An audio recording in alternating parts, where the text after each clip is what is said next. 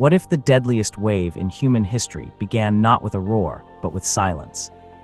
For a few strange minutes on two different mornings, separated by nearly 7 years and thousands of miles of ocean, the sea itself seemed to vanish. Beaches that had welcomed families for generations suddenly stretched impossibly wide. Fish flopped helplessly on exposed sand. Children ran out to look, and within the hour, entire coastlines would be erased. These are the stories of the two deadliest tsunamis ever recorded, disasters that reshaped coastlines, rewrote emergency science, and left behind lessons the world is still learning today. One would kill more people than any tsunami in recorded history. The other would trigger a nuclear crisis that turned a natural disaster into something far more complicated. Both would ask the same haunting question: how do you prepare for something almost no one alive had ever seen? Let's begin where it started, beneath the floor of the Indian Ocean, on a quiet December morning that no one expected to be their last. It was the day after Christmas 2004. Along the coasts of Sumatra, Sri Lanka, Thailand, and a dozen other nations, the holiday season was in full swing. Resort towns like Khao Lak in Thailand were packed with tourists escaping winter back home. Fishing families in Aceh were preparing for another ordinary day on the water. In Sri Lanka, a passenger train rolled along the coastal tracks, with more than 1,700 people aboard. Nobody watching the calm turquoise water that morning could have imagined what was building beneath it. At 7:58 in the morning, local time, deep under the seafloor off the coast of northern Sumatra, two tectonic plates that had been locked together for centuries finally gave way. It wasn't a single violent jolt. It was a rupture that tore through the Earth's crust for a staggering 1,200 kilometers, unfolding over more than 10 minutes, the longest earthquake ever recorded. The magnitude would eventually be estimated at over 9.2, making it one of the most powerful earthquakes in recorded history. It shook the entire planet. Seismographs on the other side of the world picked up its vibrations. It even shortened the length of Earth's day by a couple of microseconds. But the earthquake itself was only the beginning. As the seafloor lurched upward by several meters, it displaced an almost unimaginable volume of ocean water, enough to trigger a wave system that would eventually be felt as far away as Mexico and Antarctica. And here is what made this disaster so uniquely devastating. There was no warning system, not one. The Pacific Ocean had tsunami detection networks built after decades of destructive waves. The Indian Ocean had none. The region hadn't seen a tsunami this severe in centuries, and the technology simply didn't exist to catch this one coming. So when the sea began to recede along the coast of Aceh about 20 minutes after the quake, most people had no idea what it meant. Some walked out onto the newly exposed seabed to look at stranded fish. Then the water returned not as a wave, but as what survivors would later describe as a wall, a mountain, a black moving mass over 10 meters high, moving faster than anyone could run. It tore through Banda Aceh, swept a 2,600-ton ship more than 2 kilometers inland, and reduced entire neighborhoods to rubble in minutes. The wave didn't stop at Indonesia. It raced across the open ocean at the speed of a passenger jet, and about 2 hours later it struck Sri Lanka, where it lifted that packed coastal train right off its tracks, the deadliest single-rail disaster in history. It struck Thailand's beaches during peak holiday season, catching thousands of tourists completely unaware. It reached India, the Maldives, and eventually the coast of Somalia, more than 5,000 kilometers from where the earthquake began. Even the shores of South Africa felt its effects, nearly 11 hours after the ground first moved beneath the Indian Ocean.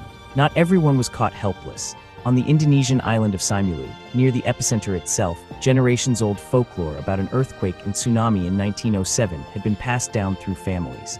When the ground shook, islanders didn't wait, they ran for the hills, and their survival rate was remarkably high. On a beach in Thailand, a 10-year-old British girl who had just studied tsunamis in her school geography class recognized the warning signs in the retreating tide and convinced her family, and the people around her, to flee. It's a small, striking reminder that in the absence of any formal warning system, knowledge itself was sometimes the only thing standing between life and death. When the water finally settled, the scale of what had happened became almost impossible to comprehend. Nearly 228,000 people across 14 countries had lost their lives. It remains, to this day, the deadliest tsunami ever recorded, and one of the deadliest natural disasters in human history. Entire towns vanished. Coral reefs and mangrove forests, which scientists later found had offered some natural protection, were stripped away. Freshwater wells were poisoned with saltwater for months. Fishing fleets, the backbone of local economies, were wiped out almost entirely. But out of catastrophe came transformation. Within months, the Indian Ocean Tsunami Warning System was built, the very kind of early detection network the region had never had. And in Indonesia, the shared devastation helped push two long-warring sides, the government and separatist rebels in Aceh toward a peace agreement that had eluded them for decades. The 2004 disaster proved that a tsunami could strike with almost no warning and claim more lives than any before it. But 6 years later, on the other side of the Pacific Rim, a nation famous for its readiness, for seawalls, drills, and some of the most advanced earthquake engineering on Earth, was about to learn that even the best preparation has its limits. It was mid-afternoon on March 11, 2011 in northeastern Japan. Offices were finishing their workday. Students were in classrooms. Fishing boats worked the waters off the Tohoku coast, a region long accustomed to earthquakes, where warning systems and seawalls were simply part of daily life. If any country on Earth felt ready for a disaster like this, it was Japan. Then at 2:46 in the afternoon, the ground began to shake, and it did not stop. Far offshore, along the deep trench where the Pacific Plate grinds beneath Japan, a stretch of ocean floor roughly the size of a small country suddenly thrust upward by as much as 10 meters. The resulting earthquake measured magnitude 9, the most powerful ever recorded in Japan's history, and one of the strongest the world has ever measured. It was felt as far away as Beijing. Within minutes, tsunami warnings blared across the coast. But in some places, the water arrived almost before people could reach higher ground. A wave over 10 meters high slammed into Sendai, flooding the airport and surrounding farmland, in places surging 6 miles inland after overwhelming a river. Coastal towns like Kameishi, Miyako, Ishinomaki, and Kesunuma, places that had weathered tsunamis before, were overwhelmed by water on a scale their seawalls had never been built to withstand. As the water retreated, it dragged with it homes, vehicles, boats, and thousands of people, sweeping whole communities out to sea. For a country that prided itself on disaster preparedness, the death toll was staggering.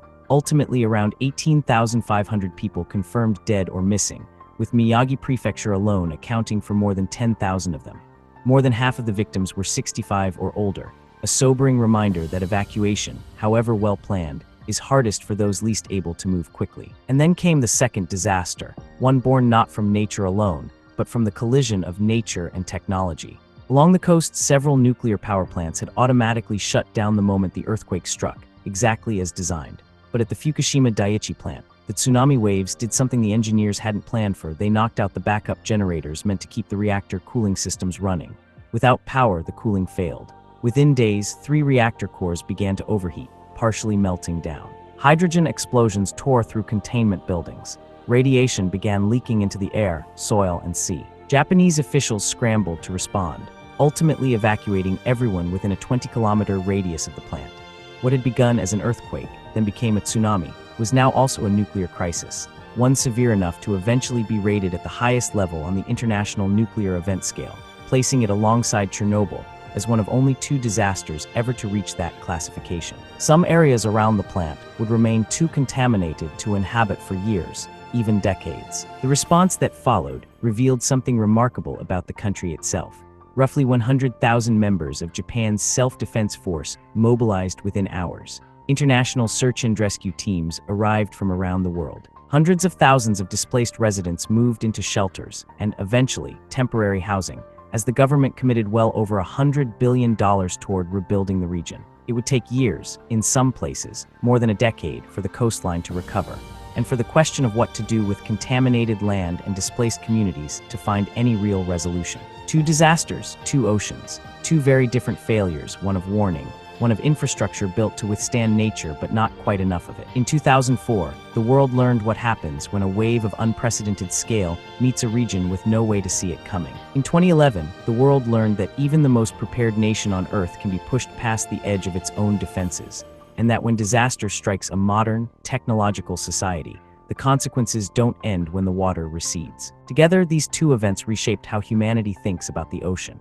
They led to new warning systems, new evacuation science, new engineering standards, and new conversations about where and how we choose to build our lives along the world's coastlines. They also left behind something harder to measure: hundreds of thousands of names, families, and communities forever changed by 2 mornings when the sea drew back before it came home. If one of these stories affected you more than the other, let us know in the comments below. And if you want more deep dives into the disasters that changed history, make sure to like this video and subscribe for more. Because the ocean doesn't forget, and neither should we.